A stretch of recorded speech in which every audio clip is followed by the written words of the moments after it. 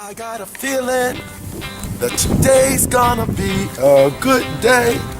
Today was a good day. If you cannot tell how good of a day today was at Finish Church, just listen to my voice. You know, what I love about having two experiences on Sunday mornings is that, you know, the presence of God is experienced and we have great days.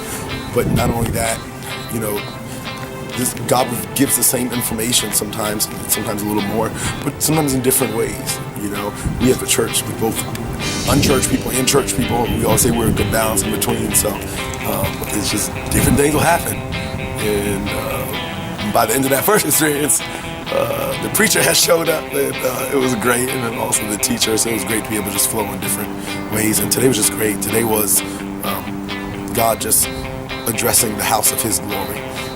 It was just all about the glory of God and just being in His presence. And the purpose was Isaiah 60 verse 7. It talks about His glorious church, the glorious house. And we said that God will manifest His glory to the house that carries His presence. So it was just all about the presence of God and tapping into the power and using the power and staying connected to the source of power. So we spoke about 3 different ways that we can stay connected to God and tap into His presence.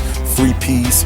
1, through pursuing God. And pursuing God, it does many different things. And that word, it means to chase after, to follow someone on a route or a path, perhaps to attack them. So we said, you know, we're going to be like the man of God who just said, I'm not going to let you up until you bless me, God. I'm going to wrestle with you. I'm going to get a hold of you and you take a hold of me.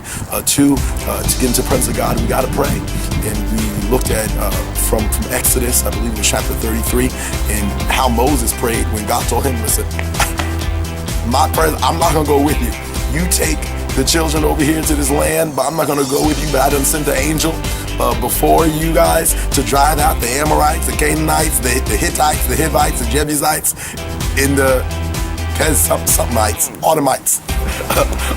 By now I can't even say it right because whatever, with my voice. But anyway, and then he said, listen, because I'm upset with the children. And then Moses was so concerned about him going somewhere and not being in the presence of God. And we've got to be the same way. But the way he prayed was amazing. And he prayed for 3 things, and it was wonderful. He asked God, he said, yo, I need to know you in verse 13. He said, listen, teach me your ways so I can follow you. And then 2, he says, let me live in your favor. And then the last one, so it's pursuing God, prayer. And then the last one, that if we're going to be in the presence of God, we got to praise. We talked about Jehoshaphat in 2 Chronicles, I believe it's chapter 20, and how he sent people to praise.